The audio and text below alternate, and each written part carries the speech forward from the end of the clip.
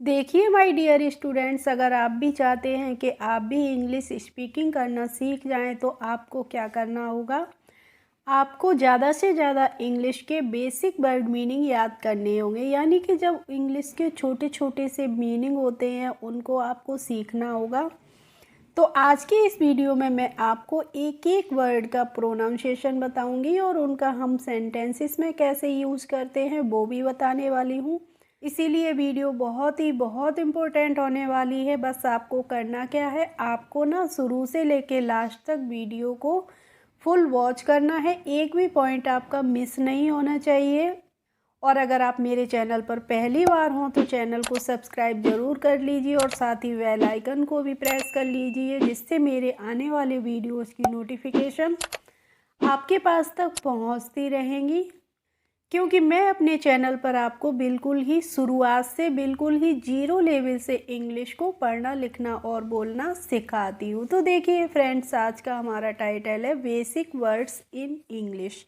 English के जो बहुत ही बेसिक से वर्ड मीनिंग होते हैं, मैं आज आपके लिए वही लेकर आई हूँ। तो देखिए, सबसे पहले मैंने लिया है यहाँ पे एच ई होता है, तो इसको हमें क्या पढ़ना होता है, इसको हम ही पढ़ते हैं। क्या पढ़ते हैं? ही पढ़ते हैं। और ही की हिंदी मीनिंग क्या होती है? ही मीन्स होता है वह है।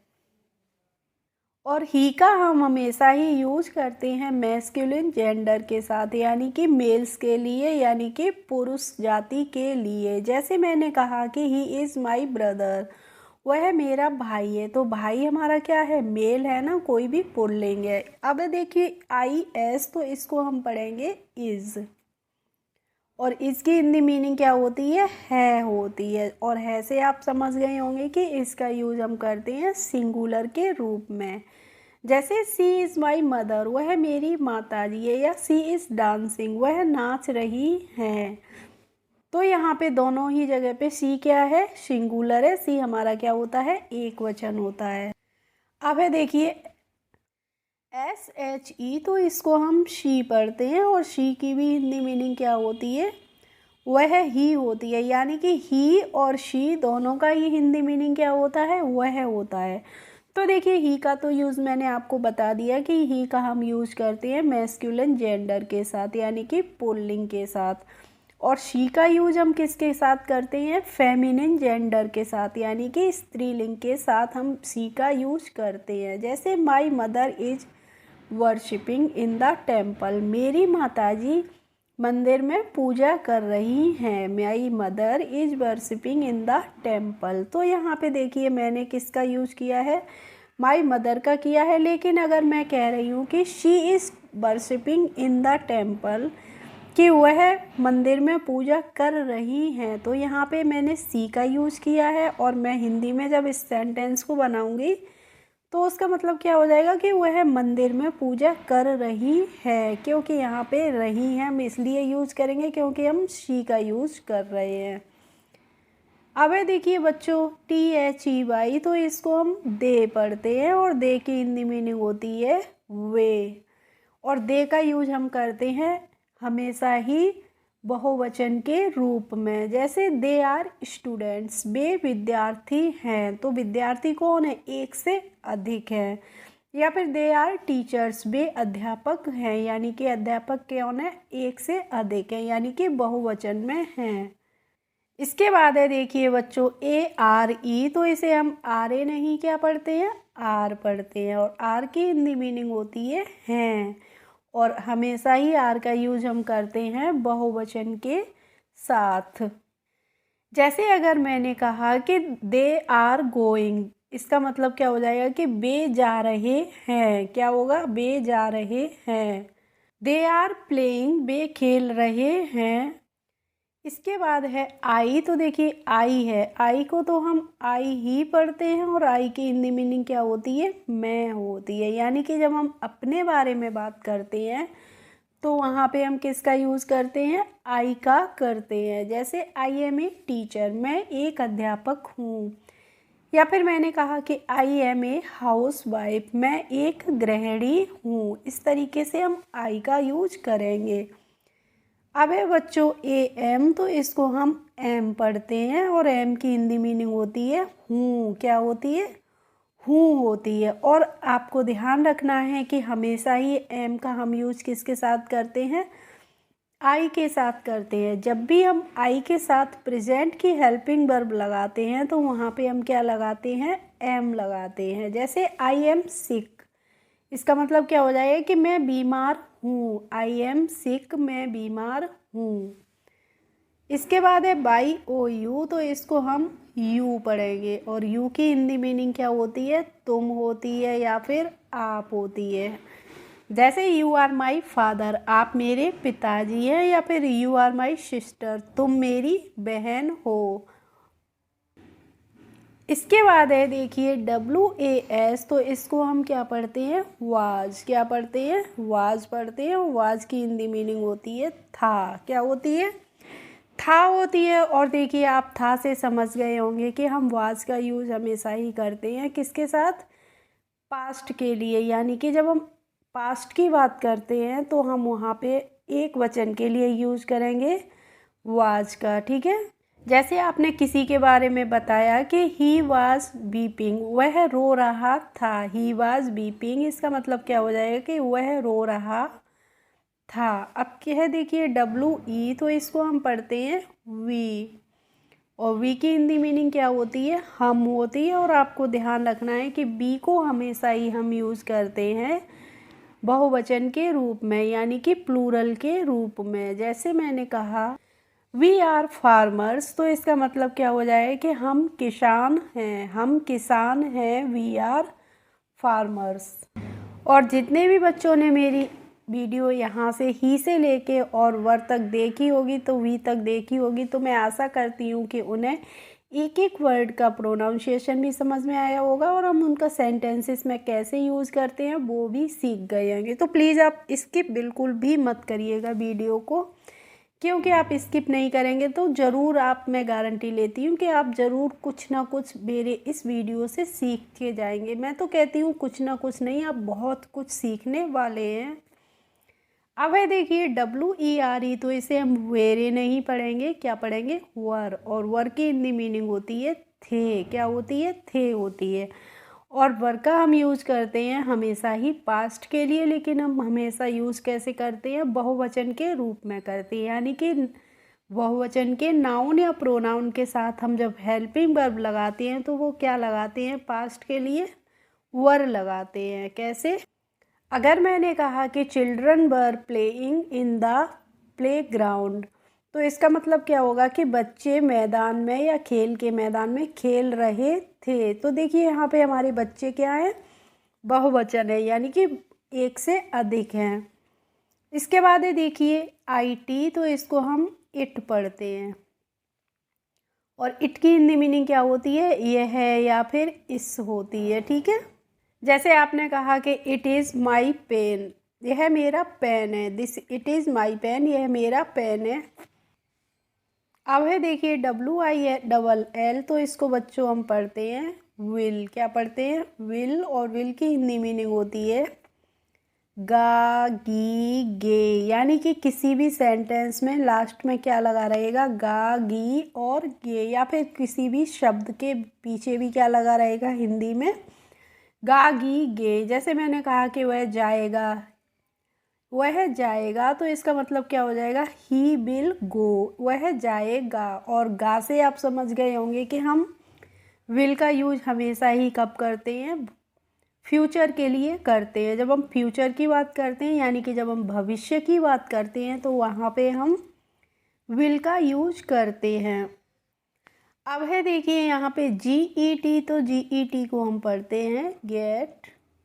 और गेट मीन्स क्या होता है? पाना। जैसे कोई बीमार है, आप उसको देखने जाते हैं तो आप क्या कहते हैं? Get well soon. इसका मतलब क्या होता है कि जल्दी से ठीक हो जाना। या फिर चलिए मैं पाने के रूप में इसका यूज़ करके आपको बता देती हूँ कि she get 98% in the examination.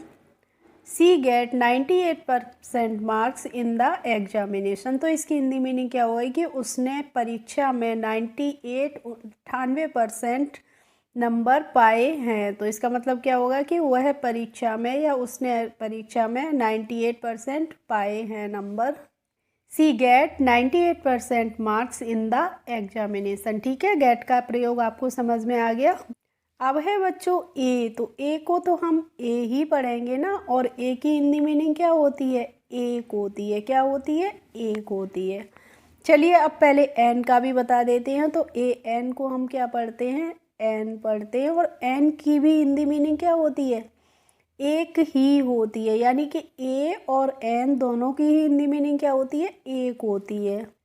लेकिन देखिए अब इनमें डिफरेंस क्या होता है, जब दोनों का ही हिंदी मीनिंग एक होता है तो हम इनका कैसे यूज़ करेंगे, अलग अलग किस जगह पे करेंगे। तो देखिए जो हमारा एन होता है इसका यूज हमेशा ही हम करते हैं वॉवेल्स के आगे। यानी कि वॉवेल्स तो आप समझते ही होंगे, जो हमारे इंग्लिश के लेटर्स होते हैं ए, ई, आई, ओ और यू। ये जो 5 लेटर्स हैं ये हमारे क्या है? इंग्लिश के क्या है? वॉवेल्स हैं, यानी कि स्वर हैं, जिनको हम हिंदी में क्या बोलते हैं? स्वर। तो जब कोई भी स्पेलिंग ए, ई, आई, ओ और यू से शुरू होगी तो उसके आगे हमें अगर एक की इंग्लिश लगानी है तो हम क्या लगाएंगे? एन लगाएंगे। क्या लगाएंगे? एन लगाएंगे। जैसे मैंने बोला आउल, तो यहाँ पे ओ है, से हमारी स्पेलिंग शुरू हो रही है, तो ओ हमारा क्या है? वॉवेल है। तो इससे पहले हमें क्या लगाना होगा? एन लगाना होगा। ठीक है। या फिर मान लीजिए मैंने यहाँ पे लिखा CAT कैट, और कैट से पहले मुझे एक की स्पेलिंग लगानी है, तो हम सी से पहले क्या लगाएंगे? सी हमारा वॉवेल तो नहीं होता है, हमारा क्या होता है? सी कॉन्सोनेंट होता है। तो इससे पहले हमें ए लगाना होगा। ठीक है, इस तरीके से हम ए और एन का यूज करते हैं। अब है देखिए DO, तो इसको हम पढ़ते हैं डू, और डू की हिंदी मीनिंग क्या होती है? करना होती है। जैसे आपसे किसी ने कहा डू दिस वर्क, तो इसका मतलब क्या हो जाएगा? यह काम करिए।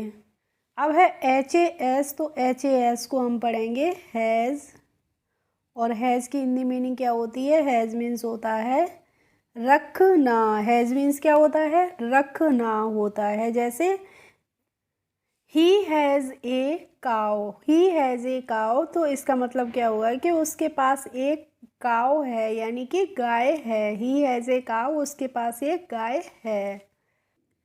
अब है HAVE, तो इसे हम हावे नहीं क्या पढ़ेंगे? हैव। और हैव की भी हिंदी मीनिंग क्या होती है? रखना होती है। यानी कि हैज़ और हैव दोनों का ही हिंदी मीनिंग क्या होता है? रखना होता है बच्चों। लेकिन हैव का हम यूज करते हैं प्लूरल के नाउन या प्रोनाउन के साथ। यानी कि बहुवचन का जब नाउन या प्रोनाउन होता है तो उसके साथ हमें हेल्पिंग वर्ब लगानी होती है कभी, तो हम हैव की लगाते हैं। ठीक है, जैसे they have done their work, तो यहाँ पे they have done their work, तो इसका मतलब हो जाएगा कि वे अपना काम कर चुके हैं। तो यहाँ पे जो है उसका मतलब क्या है? चुका है, चुकी है, या फिर चुके हैं के रूप में भी हम इसका यूज करते हैं। और रखने के रूप में जब हम करते हैं तो हम कैसे करेंगे? माई कज़िन हैव मैनी टॉयज़। मेरे जो कज़िन कौन होते हैं? हमारे चचेरे भाई बहन होते हैं। तो मेरे कज़िन के पास, मेरे चचेरे भाई बहनों के पास बहुत सारे खिलौने हैं। ठीक है। अब है देखिए BE, तो BE को हम पढ़ते हैं बी, और बी की हिंदी मीनिंग क्या होती है? होना होती है। जब किसी भी काम के होने की हम बात करते हैं तो वहाँ पे हम बी का यूज करते हैं। कैसे करते हैं? जैसे I wants to be an engineer, मैं एक इंजीनियर बनना चाहता हूँ या चाहती हूँ। अब है GIVE, तो इसको हम पढ़ेंगे बच्चों गिव। क्या पढ़ेंगे? गिव। और गिव की हिंदी मीनिंग क्या होती है? देना। क्या होती है? देना। जैसे मान लीजिए आपको किसी ने कोई चीज़ दी है या फिर कोई पेन दिया है और कहा कि आप उसको दे दीजिए, तो गिव दिस पेन टू रानी, यह पेन रानी को दे दीजिए। ठीक है। प्लीज़ गिव माई पेन, कृपया मेरा पेन दे दीजिए। ऐसे भी हम गिव का यूज करेंगे। अब है ME, तो इसको हम मी पढ़ते हैं, और मी की हिंदी मीनिंग होती है मुझे। क्या होती है? मुझे। और आपको ध्यान रखना है कि मी का यूज हमेशा ही हम करते हैं एज एन ऑब्जेक्ट, यानी कि किसी भी सब सेंटेंस में हम ऑब्जेक्ट के रूप में इसका यूज करते हैं। जैसे माई मदर बीट्स मी, मेरी माताजी मुझे पीटती हैं। तो यहाँ पे मी क्या है? हमारा ऑब्जेक्ट है। ठीक है। अब है एम बाई, तो इसको हम पढ़ते हैं माई, और माई की हिंदी मीनिंग क्या होती है? माई मीन्स होता है बच्चों मेरा, मेरी या फिर मेरे। दिस इज़ माई स्कूल, यह मेरा स्कूल है। तो ठीक है, यहाँ पे स्कूल के लिए मैंने माई का यूज़ किया है, तो माई यहाँ पे मेरा के रूप में आ रहा है। अब है देखिए THIS, तो इसको हम क्या पढ़ते हैं? दिस पढ़ते हैं, और दिस मीन्स होता है यह। क्या होता है? यह होता है। इसके बाद चलिए पहले दैट का यूज़ सुनते हैं। तो THAT दैट, इसको हम पढ़ते हैं दैट, और दैट की हिंदी मीनिंग क्या होती है? वह होती है। अब देखिए इनमें क्या डिफरेंस है। दिस का यूज़ हम करते हैं यह के लिए, और दैट का यूज़ हम करते हैं वह के लिए, और हमेशा ही हम करते हैं एक वचन के लिए। ठीक है, तो जब कोई चीज़ हमारे समीप होती है, हमारे पास में होती है, तो वहाँ पे हम दिस का यूज़ करते हैं। जैसे मैंने कहा कि दिस इज़ माई हाउस, तो इसका मतलब क्या है? वो घर हमारे पास में है। तो आप किसी को बता रहे हैं कि दिस इज़ माई हाउस। और अगर आप किसी से कह रहे हैं कि दैट इज़ माई हाउस, तो उसका मतलब क्या हो जाएगा? कि वह मेरा घर है, यानी कि वो घर आपसे थोड़ी दूरी पे है, तभी तो आप कहेंगे कि वह मेरा घर है। अब है THESE, तो इसको हम पढ़ेंगे बच्चों दीज, और दीज की हिंदी मीनिंग क्या होती है? ये होती है। और आपको ध्यान रखना है कि दीज का यूज़ हमेशा ही हम करते हैं बहुवचन के रूप में। ठीक है, पहले आप दोज भी समझ लीजिए। THOSE है, तो इसको हम क्या पढ़ते हैं? दोज पढ़ते हैं, और दोज की हिंदी मीनिंग क्या होती है? वो होती है। ठीक है, जब अब इनमें क्या डिफरेंस है? आपको पहले तो ये ध्यान रखना है कि दीज और दोज दोनों का ही हम यूज़ करते हैं हमेशा ही बहुवचन के रूप में, यानी कि प्लूरल के रूप में। तो हम जैसे कह रहे हैं कि दीज आर माई बफेलोज, ये मेरी भैंसें हैं। आप किसी को बता रहे हैं कि ये मेरी भैंसें हैं, तो वहाँ पे हम दीज का यूज़ करेंगे, क्योंकि वो आपके पास में होंगी। और अगर आप किसी से कह रहे हैं कि दोज आर माई बफेलोज, तो इसका मतलब क्या हो जाएगा? कि वो आपसे दूरी पे हैं, तभी तो आप इशारा करके बताएंगे कि वो मेरी भैंसें हैं। ठीक है, और देखिए थोड़ा सा वीडियो लंबा भी हो रहा है, क्योंकि मैं एक एक वर्ड को आपको बहुत ही आसान तरीके से और 2-3 तरीके से समझा रही हूँ, तो वीडियो तो लंबी होनी ही है। तो कोई नहीं, आप समझते रहिए। बस FEEL है, तो इसको बच्चों हम पढ़ते हैं फील। क्या पढ़ते हैं? फील पढ़ते हैं। और फील की हिंदी मीनिंग क्या होती है? फील मीन्स होता है महसूस करना।